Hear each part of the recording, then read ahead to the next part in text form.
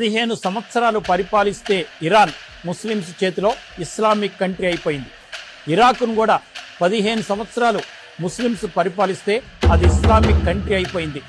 21 సంవత్సరాలు పరిపాలిస్తే ఈజిప్టు అది Islamic country అయిపోయింది. 50 సంవత్సరాల పాటు యూరోప్ని క్రిస్టియన్స్ పరిపాలిస్తే ఆ దేశాలన్నీ కూడా క్రిస్టియన్ దేశాలు అయిపోయాయి.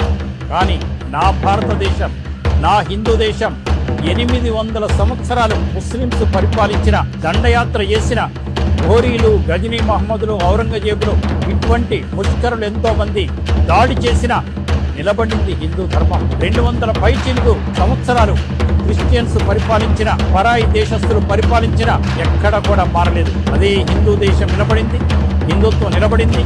హిందూ దేవతలు పాదాలు కూడా తాకని పరిస్థితి మనం కల్పించాం. అది నా దేశ గొప్పతనం. ఎవ్వరు వచ్చినా మారం.